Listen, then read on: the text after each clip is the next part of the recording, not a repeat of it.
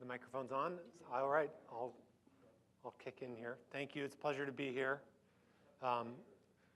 As the title says, it's a simple topics, focusing as a structural engineer specific to seismic systems, and the word new in the sense of as a practitioner that is usually working in the commercial world in the United States here, you're very familiar with your steel and concrete systems that are in the code. And part of this talk is the opening your eyes a bit and finding a bit of inspiration in the creativity and the precedents that are out there for new heavy timber systems and how we can apply them here in our markets. I'm going to get into the code a little bit, try not to get too technical. It's getting late in the day, I know. And also appreciating just some of the basic principles of the way wood works mechanically and how that's an attribute or works with seismic systems, and then an overview of moment braced frames and shear walls. So this is, I might be getting to be an old timer, but when I showed up at work my first day, they put this code in my hand, the 1994 UBC, and conveniently, table 16N, that contained all the defined lateral systems that you had the ability to design with. So as an engineer, you have to define this in this system, for any building you build, especially in high seismic systems. If you start reading the fine print in there, you'll find our famous, ubiquitous light-framed shear walls, and they had something called a heavy timber ordinary braced frame. So you had that in your pocket. Moving forward to today, where we use a document called ASC 710, we have not one, we have not two, not three, not four, because codes don't get thinner, they only get thicker. We've got 5 pages of lateral force resisting systems we can choose from. But again, if you read the fine print on wood frame systems, we have light wood framed shear walls. We don't have heavy timber braced frames anymore. And just for completeness, even though it's kind of irrelevant, there is something called a pole cantilevered timber frame. I presume the pole barn industry has done the research to validate an R of 1.5 to a height limit of 35 feet, excluding seismic design category E. So that's kind of a footnote. But the whole point is here, maybe you can sob in your hands, but we have all this more information, but there is no more, there's less definition than there was 15 years ago for us as engineers to design prescriptively to the International Building Code. What's out there though, we have this handbook, the CLT handbook. It has a seismic chapter. With that though, you saw it, Bree, I think earlier, the Building Codes Division Oregon State has actually gone out to use this as a direct reference document and hard code in the recommendation in there for cross-laminated walls to use an R of 2. So there is code definition out there if you know where to look, and you work with a building official. And a success story here, this is a project Arup has engineered. It's in Washington, D.C., moderate seismic zone with KLH, and this is a full timber solution. So we were able to use the handbook as our basis of design and an alternative strategy to do this right today and now in the United States, working with the building department. And it was a lot of work, a lot of effort, but it was not a long process for them to approve this. Then into some of the fundamentals of just the appreciating wood as a material. That's part of my personal fascination, is a curiosity about all materials and getting into wood recently. Just understanding the behavior. This is a chart of the strain on the horizontal axis, the stress in the material on the vertical axis. So wood has brittle failure modes. So this is the tension limit state where you can take a high stiffness, so a large stress for a small strain, but when a failure happens, it's immediate and doesn't come with any real ductility. You have, conversely though, in compression, wood does have, in a short column that's not going to buckle, let's say, you do get the compression parallel to the grain that actually gives you a peak load and then a horizontal plane where you actually are deforming the material in compression at a constant stress. So that's a good thing structurally in a behavior for redundancy and reliability. You have your cross-grain stresses though, so this would be a timber column sitting on a floor plate, and you have very low stiffness, but really high straining capabilities. I think this actually, it goes off the charts to the right. So wood is just fundamentally orthotropic and isotropic, and you can use this to your advantage in design though. So it's an asset, I think. Then looking at connections, where all timber design really comes down to how you're going to fasten things economically together. And as an engineering and seismic design, obviously the connection design is going to be instrumental to your lateral force resisting behavior. So this is, and again, a chart showing glued joints. This is a force to displacement curve on the horizontal axis. So this would be a glued joint from timber to timber. Again, has high stiffness, great load transfer, but very little post-elastic strength. Notching is another method for kind of just a direct mechanical fastening from wood to concrete or wood to wood. Again, high strength, but little ductility.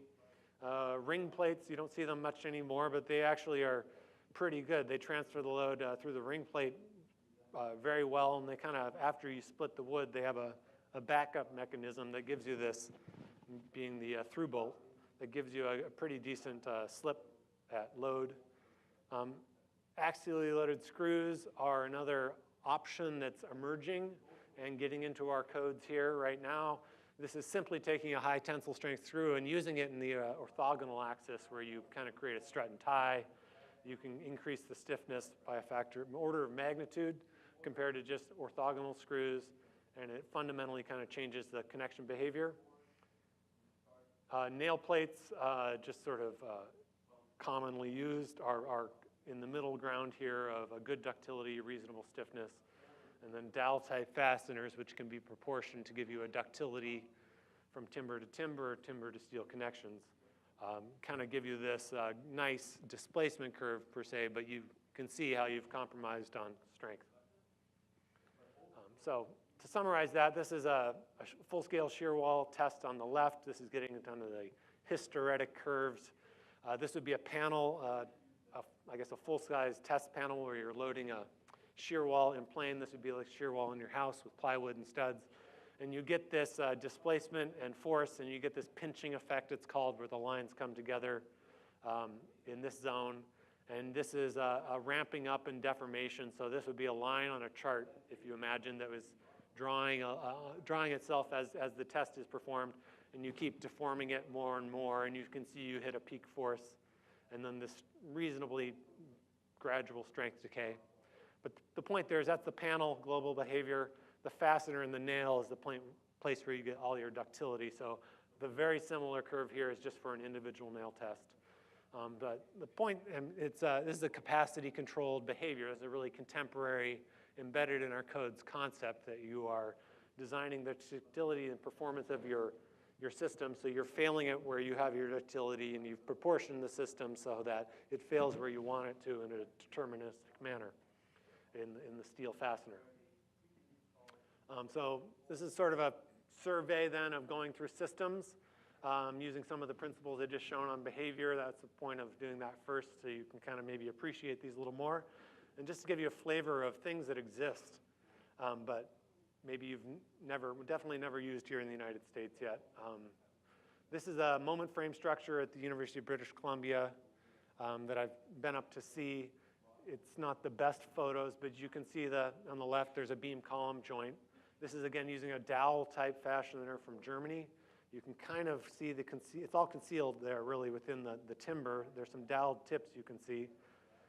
For a project Arup engineered and the testing protocol we created for a project in the East Coast that uses this fastener, you can see a threaded insert on the end grain of the wood, and in there's actually proportioned dowels going through the wood in the vertical and the horizontal direction. You can see the ductile limit state that kind of came out of that at this destructive testing.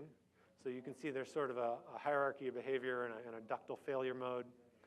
This is a project we engineered in Australia, I believe, not necessarily high seismic, but it is a portal LVL moment frame in a gymnasium, which needs rigidity at the joints just for gravity and deflections and also lateral force resisting. And so in the top right in the diagram on the right, you can see that we've used axially loaded screws that take these timber elements that are on the side. This is advertised as a quick neck system where the crane edge comes in quick, drops the beam in place, and then there's through bolts or rods that you can see poking out here that drop through the assembly and quickly thread down and fasten. And these screws are proportioned to take the load elastically and yield the bars in tension. So it's a ductile system that gets the load transfer efficiently through screws into the concealed rods. I picked up on this recently through contacts in the industry of tests that just happened in Canada earlier this year where they're building on that principle. If you're an engineer, you'll see a reduced beam section here. This is a conventional steel moment frame where they've shown the proof of concept, if you will, that you can take glued laminated columns and beams and essentially develop on a capacity-based approach, again, using screws to drive what is already a known and a codified connection in the steel industry, that reduced beam section.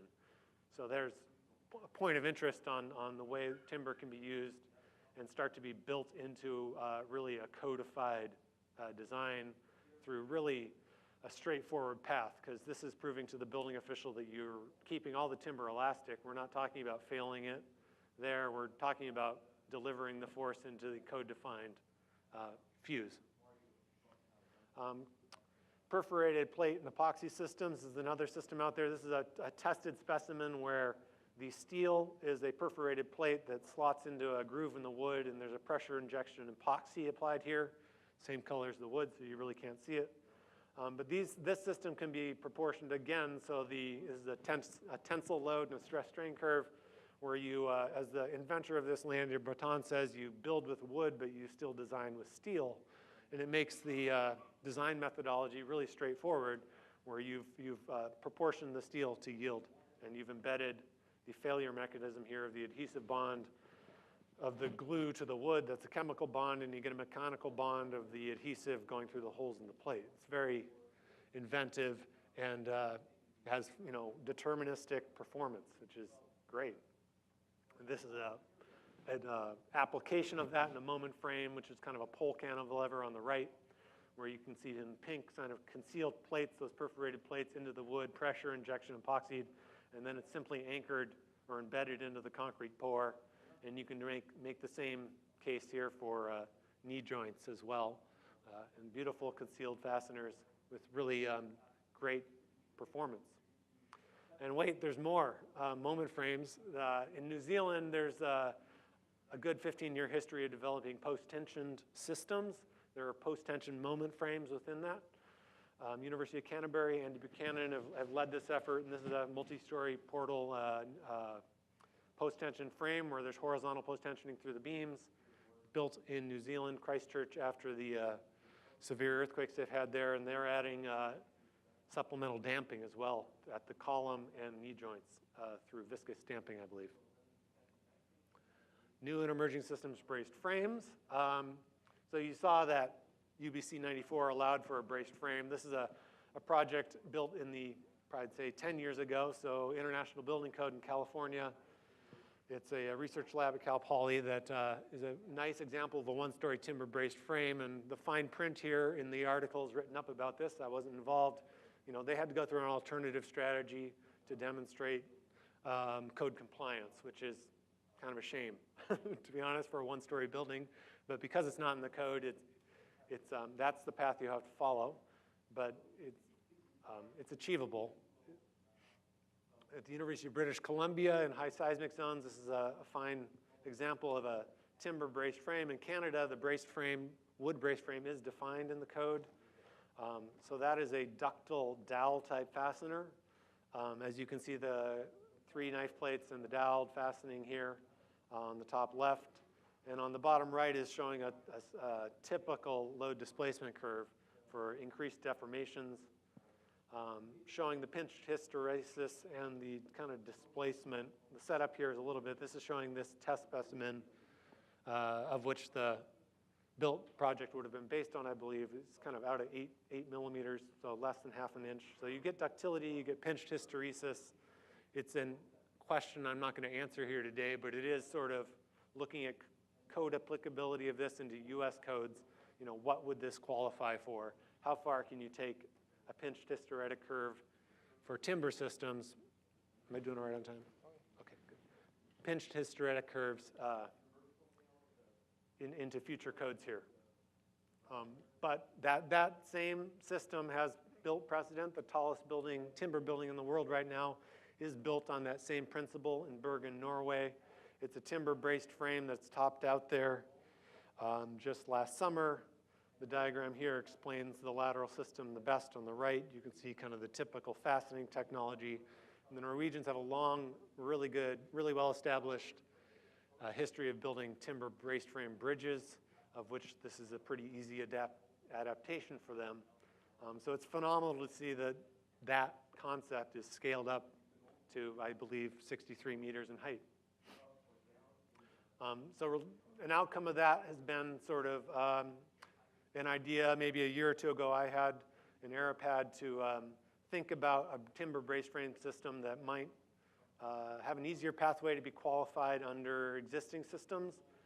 So the buckling restrained brace is a state-of-the-art steel braced frame system that's been adopted in the codes for 10 years. Arup helped bring the Japanese technology to the US markets about 15 years ago.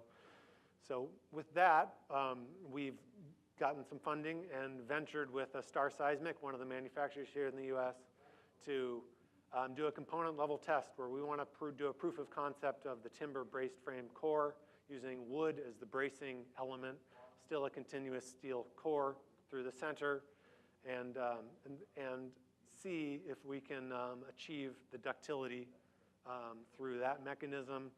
The idea there isn't just to put a timber braced frame element in a steel structure. It's obviously to build out a full timber solution.